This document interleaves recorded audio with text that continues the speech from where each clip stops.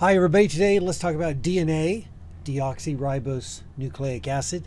Most people probably associate that word with things like genes or characteristics, and that is true, but let's explore how those words and others are connected to one another as we go today. For a very long time, people have known that if you breed certain kinds of farm animals, for example, or domesticated plants, you could get certain outcomes. And we've done this for thousands of years with things like corn. Gregor Mendel did this with pea plants. Darwin did this with pigeons. And Darwin talks about dog breeds and how people have bred dogs. So we've known about this artificial selection for a very long time, but nobody really knew how that worked. So before 1952, scientists didn't really know what molecule or what molecules were transferred during inheritance. And Alfred Hershey and Martha Chase at the Carnegie Institute in Washington at Cold Springs Harbor, New York, ended up solving this problem in 1952. And working off of other scientific studies, they were able to alter these viruses and either radioactively label sulfur atoms or radioactively label phosphorus atoms. And they were able to track then what was transferred from one strain of viruses to another. And what they determined was that it was in fact DNA, not proteins, that were the molecule of inheritance. And at the time of that study, Hershey was a professor and Chase was like a lab assistant or lab technician. And she later ended up completing her PhD at USC in microbiology.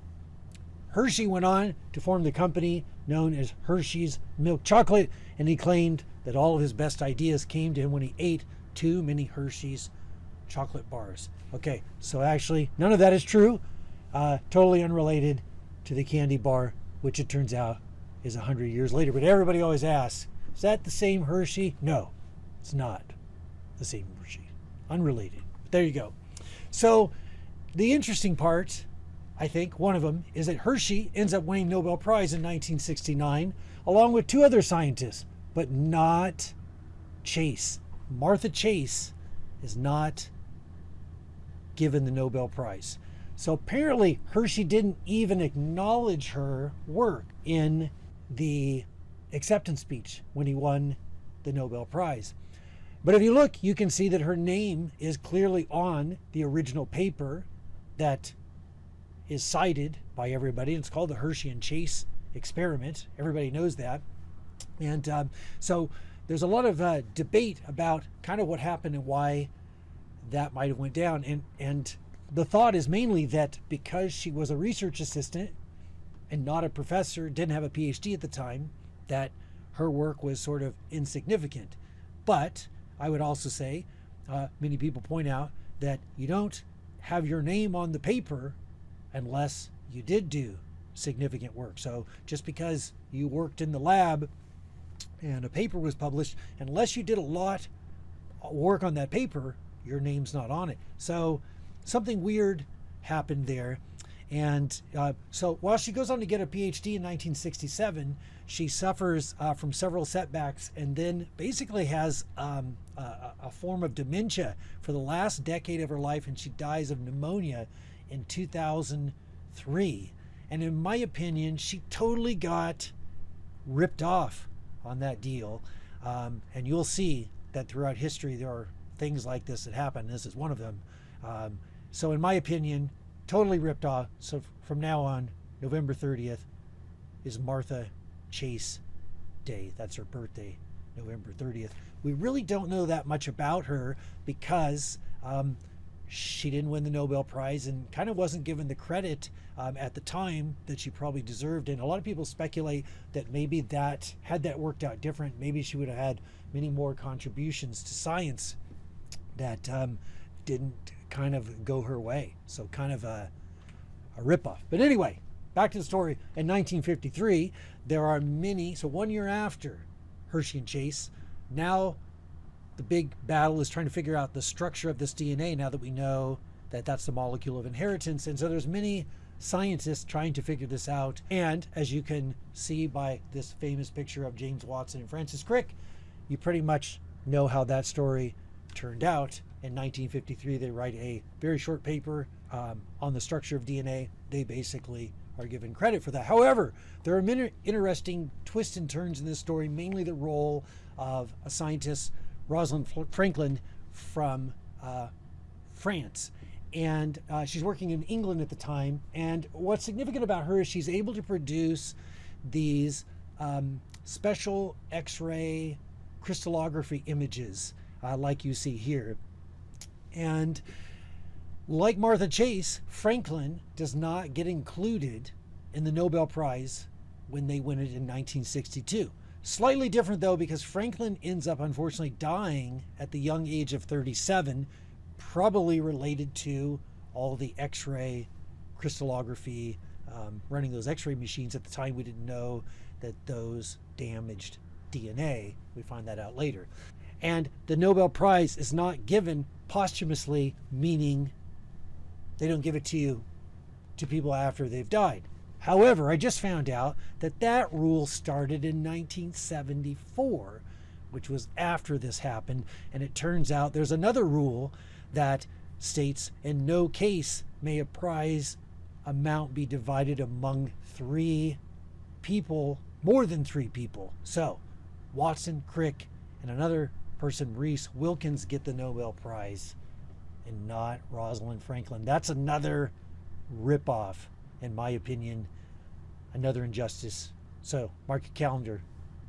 July 25th is now Rosalind Franklin Day. Okay, so DNA then is composed of these smaller subunits called nucleotides. Here is one nucleotide here. Each nucleotide has 3 parts: a phosphate group, a sugar group, and what we call a nitrogenous base. There are 4 different nucleotides that can be found in DNA, and they differ in their nitrogenous base. The phosphate and the sugar stays the same. Nitrogenous base is the part that's different. They are cytosine and thymine, which are single-ringed nitrogenous bases, and we call those single-ring nitrogenous bases pyrimidines, and adenine and guanine are 2-ringed bases, and we call those purines. So we've got 2 pyrimidines, cytosine and thymine, and we've got 2 purines, adenine and guanine. DNA is structured into what we call a double helix molecule, in which complementary base pairs are formed between the nitrogenous bases. So this base pairing is such that adenine is always pairing up with thymine, and guanine is therefore always pairing up with cytosine.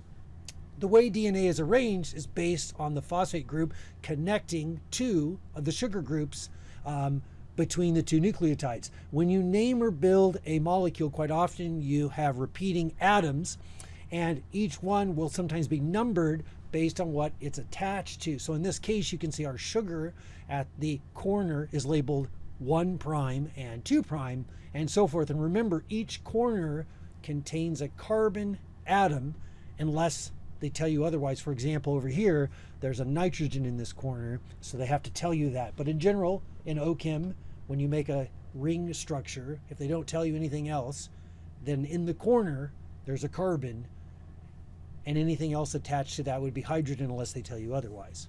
So this is important for us in this case because each nucleotide is going to be connected at the 5' and 3' carbon to the phosphate, like you see right here. And that'll come up in a minute, so don't forget that part. So if we go back to our DNA structure, we can see that the DNA then can be labeled on one side as going from 5' on one side and 3' on the opposite end of that same strand, because of that carbon that we mentioned before, 1, 2, 3, where it's attached. So there's a 5' side and a 3' side on the other end as to what you would attach next. And if we go across to the other strand, the complementary strand, we will see it is flipped over, such that if you have 5' and 3' on one side, the other side is 3' and 5'. One strand is flipped over or inverted compared to the other strand. And that's also important. When a cell goes to replicate itself, the DNA or the instructions need to be copied.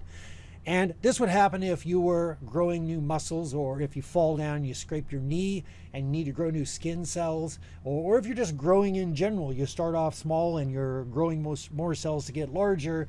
All of those are going to require making copies of your cell, and you're going to need to copy the DNA to do that. And when we copy DNA, an enzyme called DNA polymerase is important for attaching each nucleotide together. DNA polymerase, however, can only move in the 5' to 3' direction relative to the new strand that is being created. So if one strand that you're copying is 5' to 3', remember that the other strand then is the opposite of that, 3' to 5'. So that determines which way the DNA polymerase then is going to be moving. So on one strand of the DNA is being copied as it unwinds. And we call this the leading strand. And this really works out well because it just moves one direction as the DNA is unwinding. On the other end, however, the DNA polymerase is moving away from the replication fork. In other words, as it opens up, it's actually moving away from that. So it can't copy the new stuff. It's traveling the other direction. So we end up with a couple of different pieces on this other strand being copied. And so on the leading strand, we can copy it in one piece. But on the other strand, which we call the lagging strand, we have these small pieces or fragments that are called Okazaki fragments. And this side is called the lagging strand because, well, it takes that extra step in which we need another enzyme to come and hook those together, and that's called DNA ligase.